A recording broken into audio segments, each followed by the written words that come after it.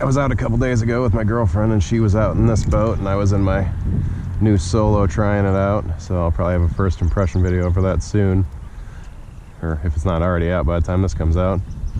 But got into a couple good bass. The river has raised since then, so I'm kind of hoping to get into a couple. I don't usually do too good back here, but I just always look at it. It always looks good, so I just figured I'd give it a shot. I saw one little bass in here so far, but I'm always surprised that, oh, there's a bass. Okay. I'm always surprised when I haven't caught a largemouth in here, because this just looks like prime territory for them. The spot I'm going to looks very similar to this, so.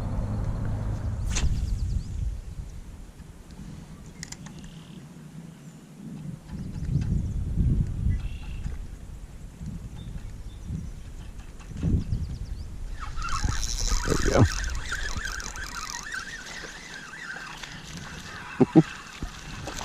A little guy, we'll call it a good start though. They're starting to come in back here. I don't think the largemouth can be quite on beds yet, but I'm pretty sure they're in pre-spawn mode, grabbing food and stuff. Haven't really seen any evidence of beds, and I don't think you'd. Here we go.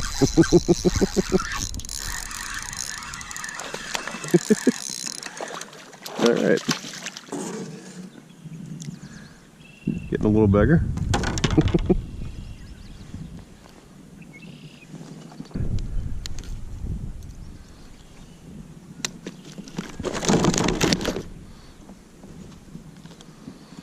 Good fish, healthy. Also, loving the great signs I'm getting that they're sitting back here.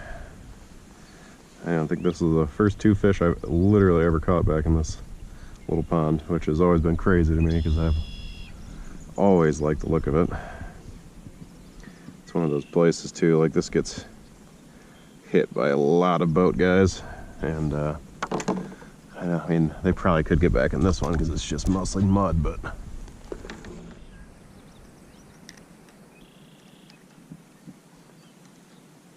all I'm doing right now. Oh. It's using this Zoom soft plastic jerk bait and working it across the water kind of quick. Imitates a fleeing bait fish. And I was having some good success in Tennessee with it towards the end. I didn't really think to use it because it's more of a lake or reservoir technique that I use typically, but I'm going to start using it more on the river, especially when I'm going back downstream, because it really seems, especially fish in the middle of the river who are active, really seem to respond to it. So I learned this technique in Georgia years ago, and they use it pretty heavily for bass, but use it a little bit differently. Whereas I'm kind of using it as a search, almost like a topwater. They use it when fish are, especially like shad, are getting caught to the top of the water by like spotted bass or stripers. They'll throw it out and imitate a fleeing bait fish on the top in that way. And the guy I talked to said pretty much everyone always has one tied on their deck, which after seeing how effective it can be, I definitely believe.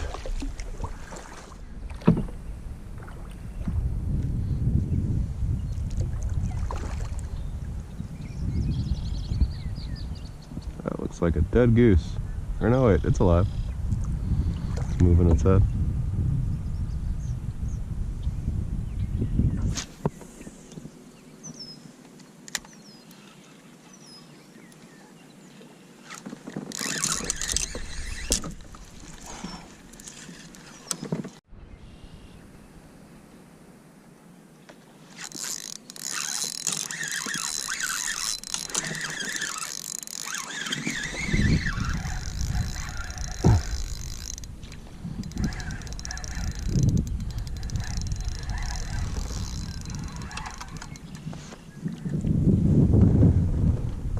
There we go.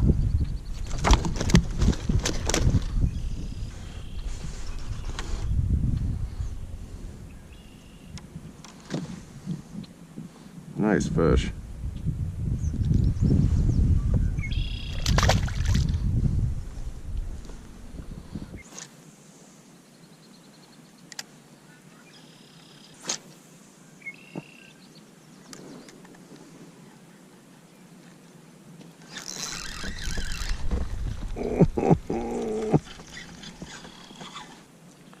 Took a swing on that too soon.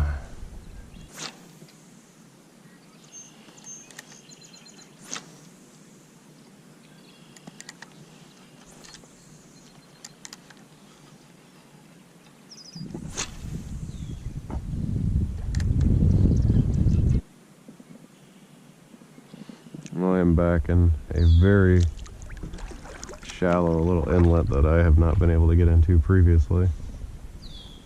This goes back surprisingly far.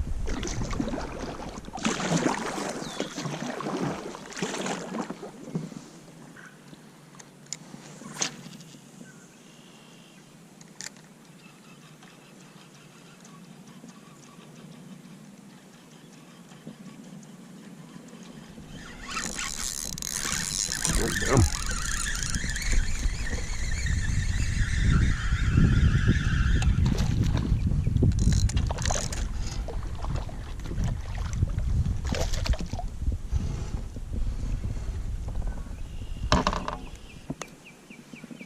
Pretty little guy. They're feeding too. He feels chunky.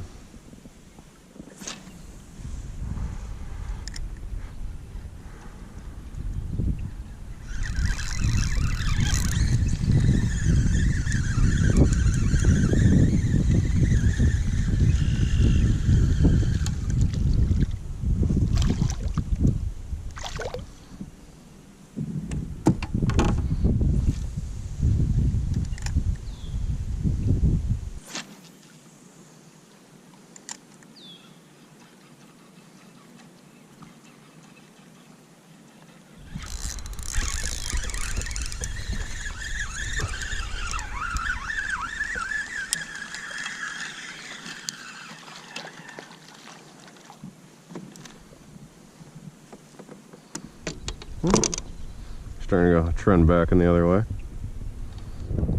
I've been catching so many smallmouth that honestly I kind of forgot how fun it is to catch largemouth.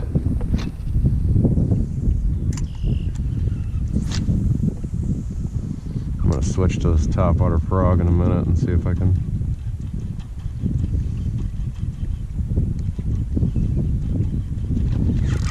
There we go, that was a good fish. That was a better one.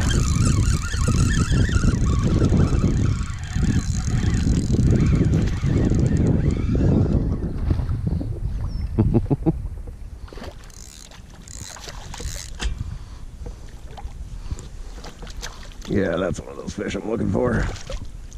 There we go. Pretty guy.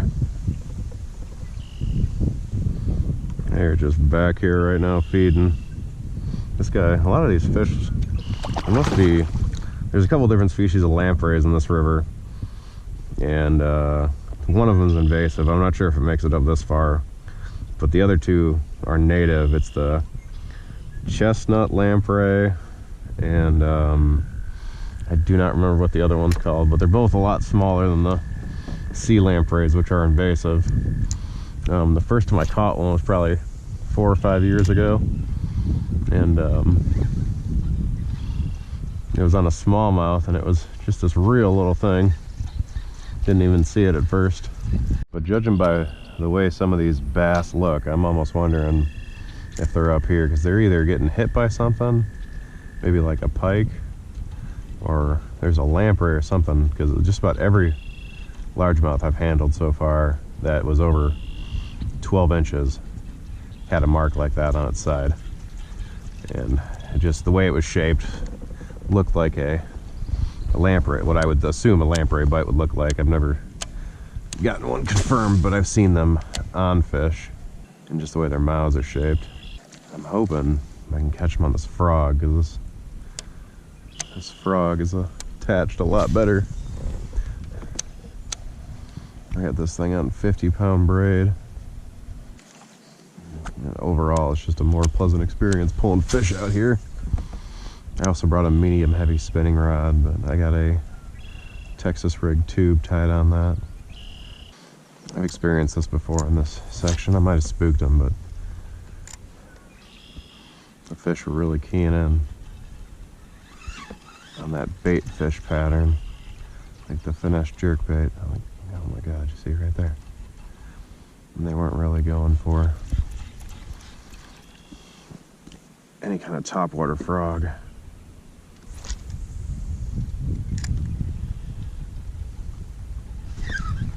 Oh, yeah, I bet they're back here just keying on bluegill. Because I've not even really got I got one follow on the frog, and everything else has been on this finesse jerk bait, which I got this on a 7.6 medium, and it's one of my thicker medium rods, so I think I could get most stuff through here with this, but you're just putting some weight on that. Yeah, they're just chasing bait fish. You can't really put as much weight on that rod as you can with, say, like a medium heavy bait caster. I mean, this rod is probably actually, it is thicker than my medium heavy bait caster, but I've been using this thing for years. I used to use it exclusively to throw football heads on this river close by me and topwater frogs. I just spooked these fish. There's just nothing responding.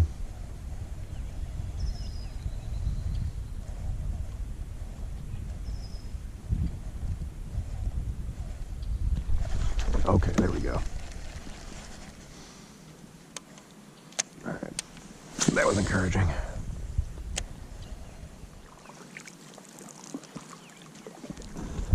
Back in these real weedy sections, if you can find them, any kind of submerged log that's surrounded by this type of weed, I mean any type of weed really, but surrounded by weeds is always a good bet to throw against, because a lot of times fish will just sit right next to it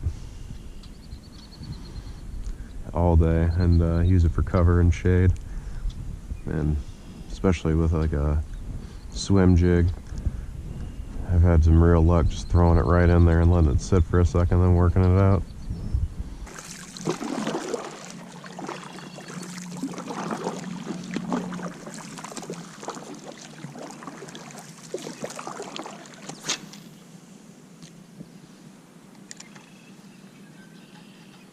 Yeah, this has got to be just carp back here.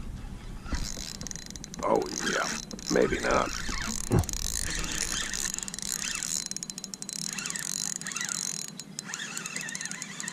Ooh, that looks big.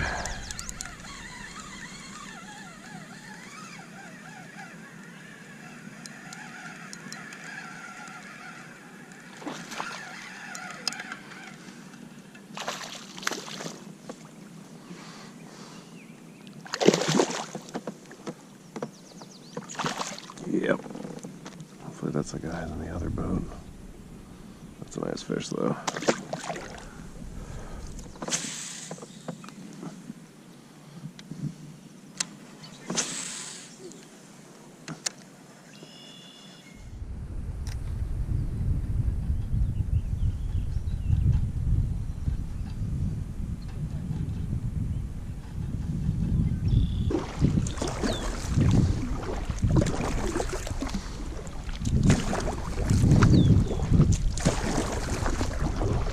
Try coming back through here tonight and see how I do.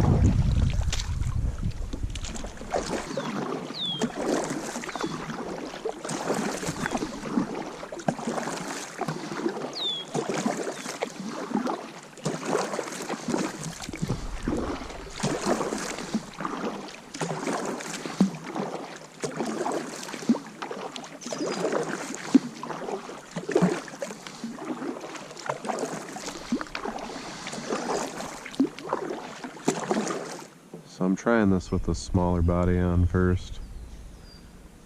Just see how it does. I'm probably going to switch to the 5-inch if I don't get a hit before too long here. But this is going to be a little bit easier to get through cover. Although, that's not encouraging. Slime might ruin this little technique.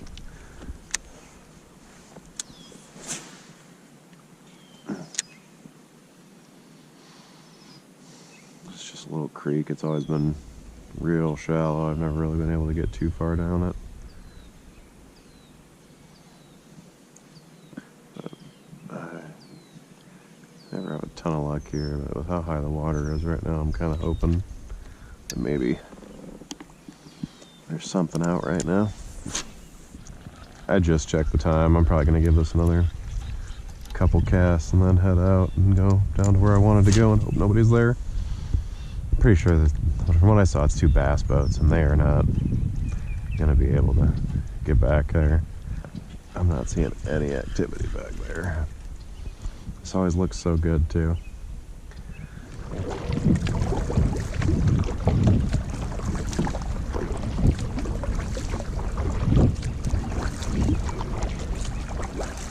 Well, I've been trying a 3.5-inch swim bait on the back of this and haven't really got anything moving towards it, so I'm going to upsize.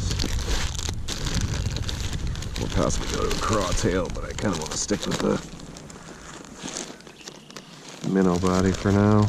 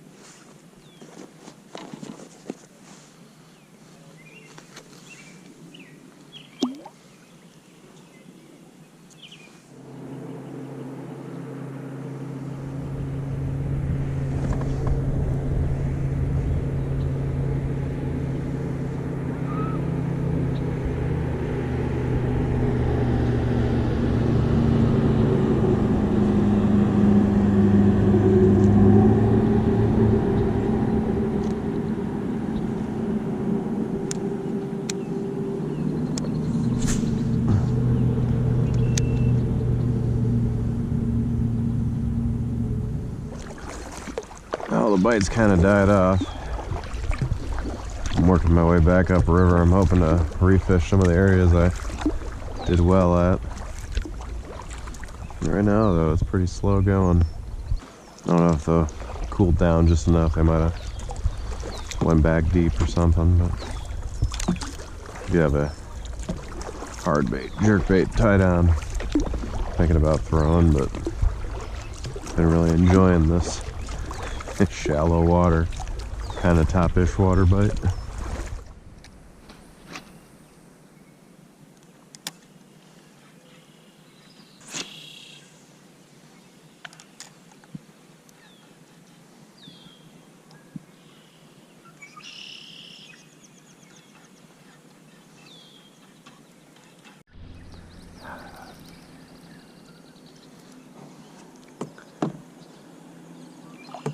I just had 2 swings at my bait. I don't think they were too big because they missed it, but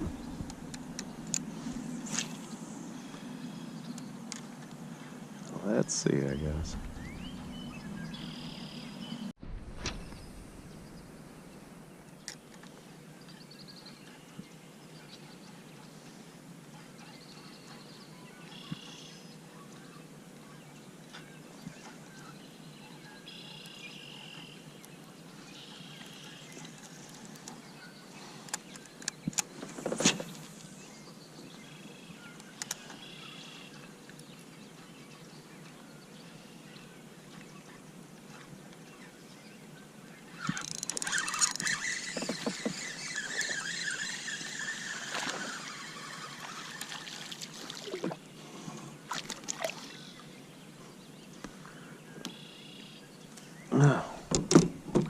They're starting to get smaller again.